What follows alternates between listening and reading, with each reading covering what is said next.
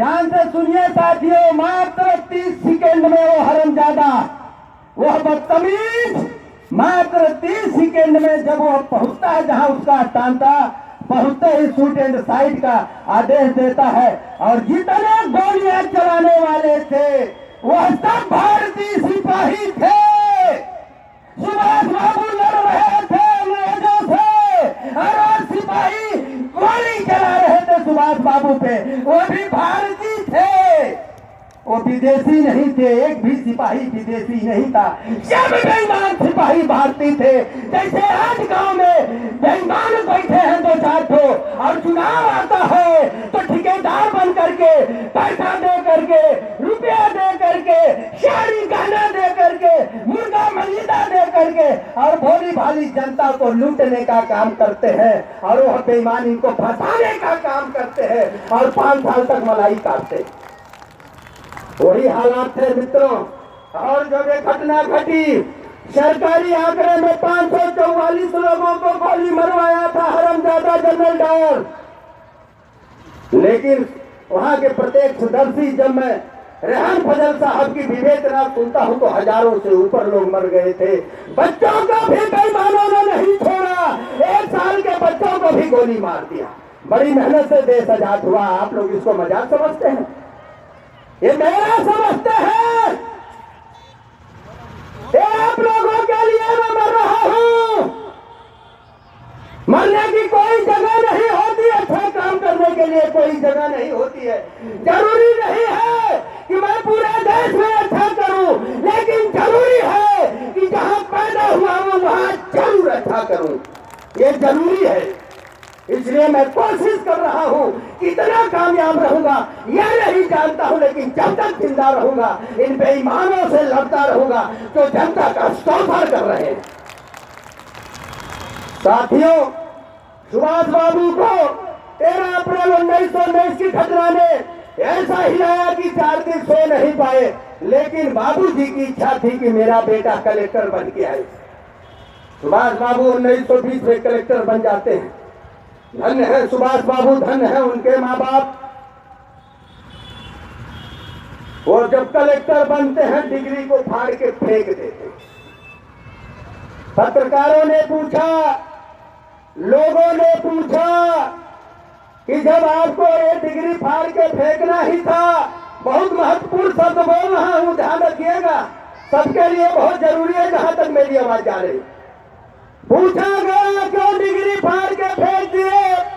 जब डिग्री ही फाड़ के फेंकना था तो इतना पैसा ले जाके लंदन में क्यों खर्च किए, इतना समय बर्बाद किए? और उसके बाद सुभाष बाबू का जवाब आया, ये सबसे महत्वपूर्ण बात बोलने जा रहा हूं। सुभाष बाबू ने कहा कि हमारे बाबूजी की इच्छा थी कि मेरा बेटा कलेक्टर बन जाए, मैं बाबूजी की इच्छा पूरी कर दिया। अब मेरी इच्छा है कि देश आजाद हो जाए, इसके लिए मुझे जो भी हर्जाना भरना पड़े मैं भरने के लिए तैयार हूं। सलाम करता हूं उस देश के सपूत को। एक तरफ बाबूजी का सपना पूरा किया, एक तरफ अपना सपना पूरा किया और देश हमको दे गया। और हम लोग नाच रहे हैं, हम लोग नाच रहे हैं। अभी मैं प्रधान हूं, मेरी पत्नी प्रधान है। अभी एमएलसी का चुनाव हुआ था, पंचायती राज एक्ट का चुनाव हुआ था, उसमें हमारे आपके प्रधान लोगों ने, बीडीसी लोगों ने अपना वोट 25-25 हजार रुपये बेच दिया। उसमें हमारे कुछ चंद लोगों ने अपना वोट 25-25 हजार रुपये बेच दिया। जिसको आप लोगों ने 100 रुपया पे दिया था वो 25,000 रुपये बेच दिया। मुझे धन्य है मिर्जापुर की जनता और खास तौर से हमारा समाज की, जमाल समाज की जनता। हमने कहा जिसको वोट देना है दे, नहीं मैं कहीं जाऊंगा नहीं, किसी के दरवाजे पे नहीं जाऊंगा। सलाम करता हूं मैं आज अपने गांव की जनता को, इस तरह का व्यवहार करने के बाद भी हमने किसी को चाय भी नहीं पिलाया और हमें प्रधान बना दिया। जाकर के मेरा गांव देखिए, जाकर के देख लीजिए कैसा काम हो रहा है। तो इसलिए कहना चाहता हूं आज आप लोगों से कि सुभाष बाबू ने आपको संविधान दिया, अपने प्राणों की आहुति दे करके संविधान दिया, और संविधान को लिखने वाले बाबा साहब ने अपने 4 बच्चों को मार दिया, अपनी पत्नी को मार दिया, और खुद 65 साल में चले गए। लेकिन बाबा साहब ने कहा कि हिंदुस्तान के लोगों, अब रानी के पेट से राजा नहीं पैदा होगा, अब राजा पैदा होगा तुम्हारे बैलेट बॉक्स से पैदा होगा, तुम्हारे वोट से पैदा होगा। धन्य है इस देश की जनता कि अब राजा दारू से पैदा कर रही है, चारी से पैदा कर रही है, मुर्गा से पैदा कर रही है, रुपया से पैदा कर रही है। क्या यही सपना था सुभाष बाबू का और बाबा साहब का? इन्होंने बारिस्टर के बेटे थे, 7,32,000 लोगों ने अपने प्राणों की आहुति दे करके आपके हवाले देश दिया, आपको वोट का अधिकार दिया। बाबा साहब ने कहा कि जाओ, मैं तो अपने बच्चों को नहीं बचा पाया क्योंकि लोकतंत्र नहीं था, फ्री हॉस्पिटल नहीं था, लेकिन जाओ मैं तुम्हें जो वोट का अधिकार देकर जा रहा हूँ, उस वोट से सही इस्तेमाल करोगे तो हॉस्पिटल दरवाजे पे खड़ा होगा, आपके स्कूल दरवाजे पे खड़ा होगा, सारे हिंदुस्तान की दुनिया की सुविधा दरवाजे पे खड़ी होगी, लेकिन अपने वोट का सही इस्तेमाल करिएगा। लेकिन दावे के साथ कह रहा हूं आप लोगों से, मैं विश्वास दिलाना चाहता हूं, मैं रहूं या न रहूं। सुभाष बाबू चले गए, लेकिन उनको मानने वाला आज मैं आपके बीच में खड़ा। ये नहीं है मैं ही मान रहा हूं, आप लोग नहीं मानते तो आते नहीं। मैं सबको प्रणाम करना चाहता हूं, सबको सलाम करना चाहता हूं। हमारे एक आग्रह पे आप लोगों ने अपना सब कुछ छोड़ करके आप आ गए। अभी एक घटना बता दूं, यही मैच चल रहा था लालगंज में, हिंदुस्तान की टीमें आई थी, और जो यहाँ पे आदमी अध्यक्ष जो यहाँ क्रिकेट खेलवा रहा था, वो आदमी हमें लगता है 15-20 लाख खर्चा किया। और खर्चा कैसे कर रहा है? सरकारी जमीन जो आपकी है, स्कूल की जमीन मंच से कहना चाहता हूँ, और सरकारी स्कूल का मकानवा हड़प के बैठा है, कोई खाली नहीं करवा रहा है, और सब नौजवान जाकर के वहाँ मेला लग के देख रहे हैं, बाहर क्रिकेट।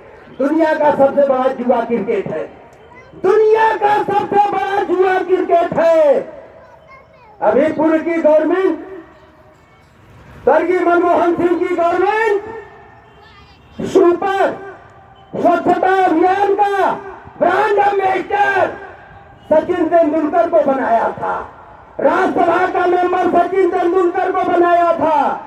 5 साल में 82 लाख रुपया तनख्वाह ले लिया, और एक दिन भी पार्लियामेंट में नहीं गया, और वह स्वच्छता का ब्रांड एम्बेसडर है।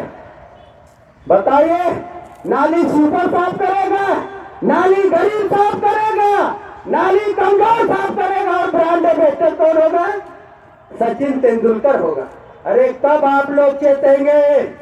रामचंद्र भी गलत करता है तो उसको डंडा मार के ठीक कर दीजिए। ये नहीं कि रामचंद्र है तो चलिए इसके साथ चले। सवाल जवाब करना सीखिए।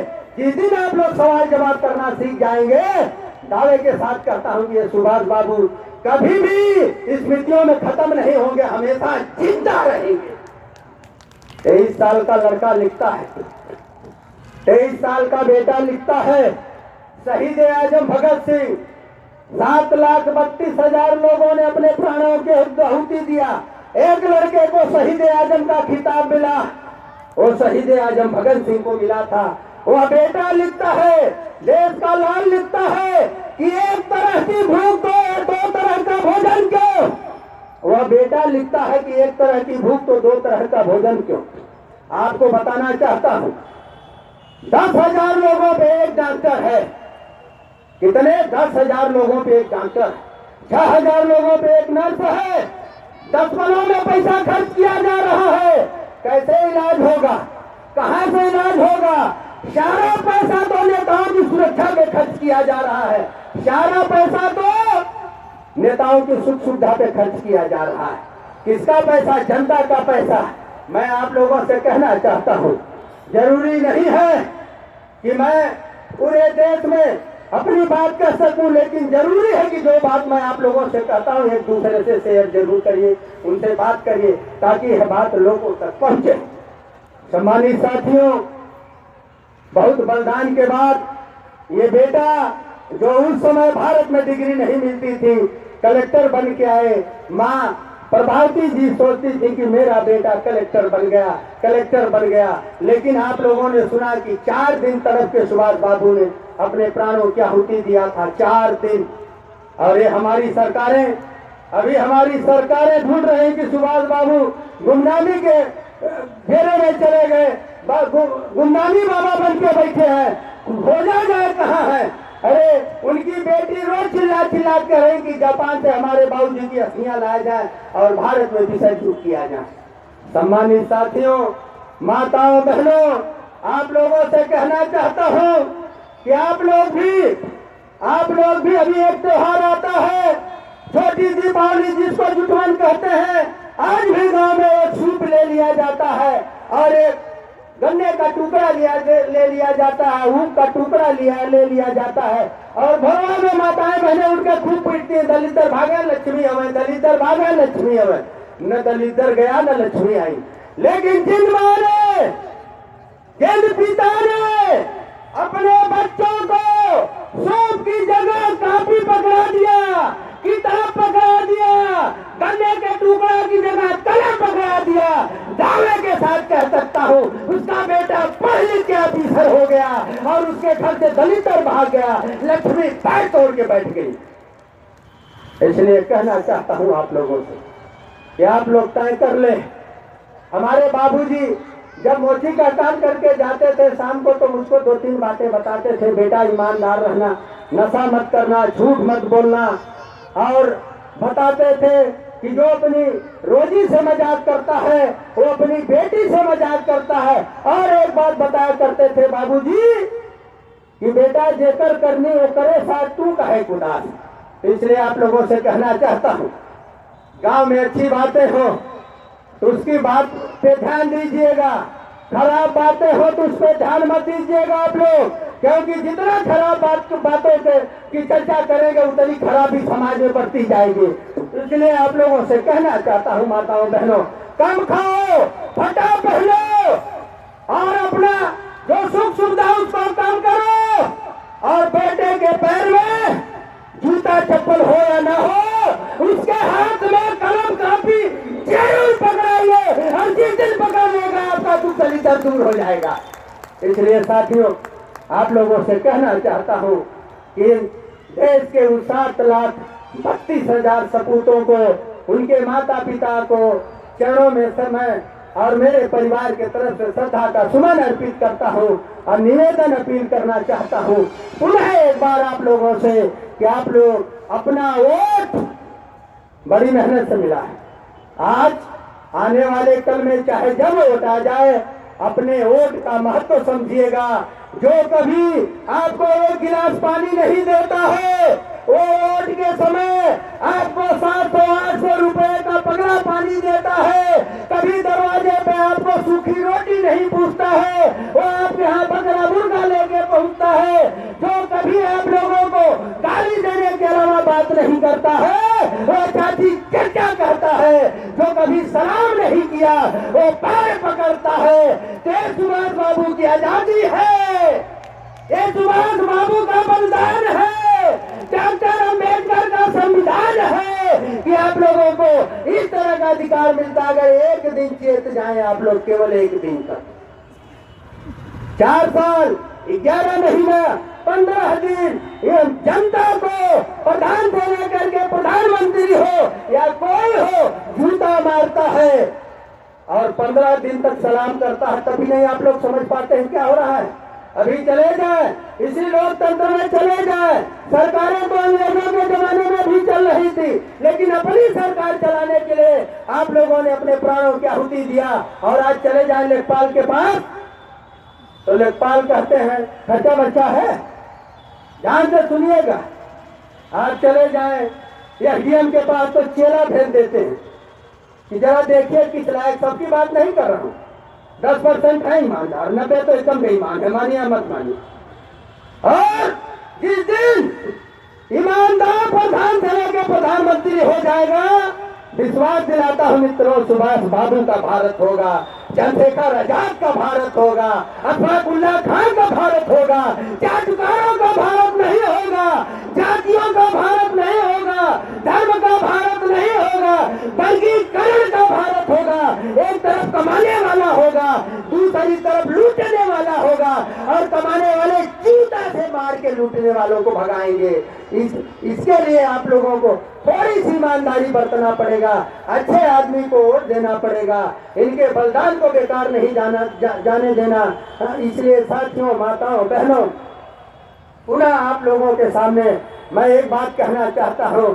कलाम साहब ने लिखा है कि जहां तक रास्ता दिख रहा है वहां तक पहुंचो, और मीटिंग चाहे जिसकी हो आप लोग जाइएगा जरूर।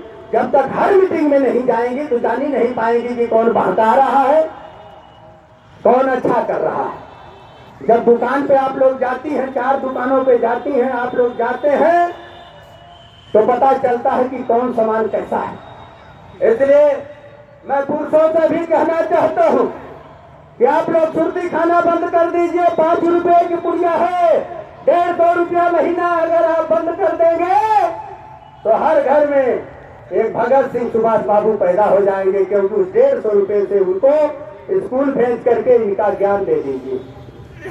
साथियों, उसको बंद करके आप लोग, अभी WHO का सर्वे बताता है कि भारत में 48% का मतलब कि अगर 100 लोग मरते हैं तो उसमें 48 आदमी धूम्रपान से मरते हैं। सुर्ती खाने वाले, बीड़ी पीने वाले, तम्बाकू पीने वाले, दारू पीने वाले, इसमें यानी जितनी नशा पीने वाले। इसका ये नहीं मतलब कि सुर्ती बनाए खाए धम से गिरे मर गए, उनकी उम्र कम कर देता है, तमाम बीमारी दे देता है। इसलिए आंकड़े लगाए जाते हैं कि ये कैसे मर गया, तो पता चलता है ये नशा से मर गया। इसलिए हाथ जोड़ रहा हूं आप लोगों से, नशा बंद कर दीजिए। अपने छोटे बड़ों का इज्जत करना सीखिए। घर में पड़ोसी का लड़का, बेटी, बेटा स्कूल नहीं जा रहा है, उसको गिराइए मत। उसके माँ बाप से कहिए कि आपका बेटा झगड़ा भी है तभी क्यों नहीं स्कूल जा रहा है। अगर वो पढ़ लिख लेगा ना तो आपका झगड़ा भी समाप्त हो जाएगा। इसलिए साथियों, कहना चाहता हूँ, कलाम साहब ने कहा कि जहां तक रास्ता दिख रहा है पहुंचो। प्राइमरी स्कूल गांव में है तो प्राइमरी तक अच्छे से बच्चे को पढ़ाओ, बाकी junior, high school, inter, graduation और डॉक्टर, इंजीनियर, कलेक्टर जाके बाहर बन जाएगा, लेकिन प्राइमरी तक जरूर अच्छे ध्यान से पढ़ाओ। लिखा है कलाम साहब ने कि जहां तक रास्ता दिख रहा है वहां तक पहुंचो। वहां पहुंचने के बाद आगे का रास्ता दिखने लगेगा। इसलिए आज अच्छा काम करो, और वही देख करके बेटा बेटी भी अच्छा करेंगे।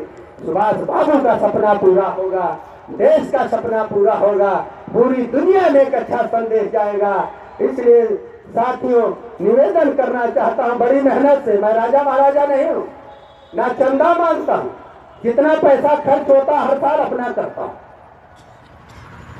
करता हूं, कोई साथी दे दिया तो ले लेता हूं, नहीं किसी से मांगता नहीं हूं, क्या मैं चंदा दे दीजिए। इसलिए माताओं, बहनों, आज संकल्प लेकर जाइए। एक माँ वो थी, हमारे बाप भी ध्यान दें, एक बाप वो भी थे जिन्होंने अपने बेटे को पाला, एक माँ वो थी जिन्होंने अपने बेटे को पाल करके ऐसा संस्कार दिया कि वो पूरी दुनिया में इनके साथ उनके माँ बाप का भी नाम जुड़ता है। तो साथियों, आप लोगों से अंत में यही कहना चाहता हूं कि आप लोग किसी चीज पर ध्यान दे या ना दे, लेकिन अपने बच्चों को, नन्हे मुन्नों को पढ़ाएं जरूर।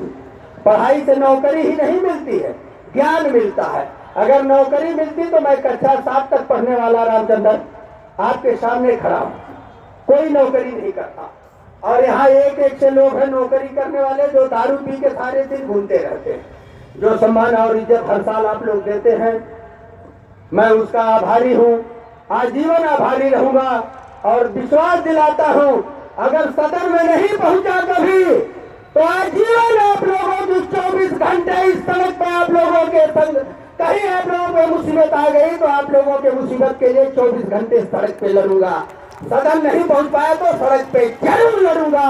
याद कर लीजिएगा, कहीं जरूरत पड़े, अगर गलत है तो छोड़ूंगा भी नहीं, अगर सही मुझे गाली देने वाला है तो मैं उसके साथ खड़ा रहूंगा। इन्हीं बातों के साथ जो सम्मान इज्जत आप लोगों ने इतना धैर्य के साथ हमारी बात को सुना है, दिया है, मैं जीवन भर आप लोगों का ऋणी रहूंगा। और कहना चाहूंगा कि जब भी देश की आन शान खतरे में पड़े, आप लोग एक साथ खड़ा रहिएगा, जाति से ऊपर, धर्म से ऊपर, मजहब से ऊपर, क्योंकि 77 साल में आपने जाति की सरकार बना लिया, धर्म की सरकार बना लिया, भैया की सरकार बना लिया, बेटा की सरकार बना लिया, क्या मिल रहा है देख रहे हैं। लेकिन अब अगर समझ में आ जाए तो जो भी वोट मांगने जाए उससे सवाल करिएगा कि आप बताइए जो चुनाव लड़ रहे हैं उसका मतलब क्या है, तो नहीं भाग जाएगा। इन्हीं बातों के साथ आप सभी लोगों का, गाय साथियों का भी, और उपस्थित जहां तक मेरी आवाज जा रही है सभी साथियों का आभार प्रकट करते हुए अपनी बात समाप्त कर रहा हूं। और चाहूंगा कि हमारे बीच में कुछ साथी और है, एक दो शब्द बोलेंगे, और कलाकार साथी आए हैं, इनकी छोटी छोटी की ध्यान रखे। सुधीर भाई, मैं आपसे नाराज हूँ, क्योंकि मैं कहा था कि 5-5 मिनट का सिर्फ क्रांतिकारी गीत। अरे आप तो छाए हुए हैं यार, अगर विजय भैया के बाद कोई गाने वाला तो आप है, इसको मानिए मत, लेकिन अच्छा नहीं लगा, हमें ईमानदारी से बता दूं, मैं भगवान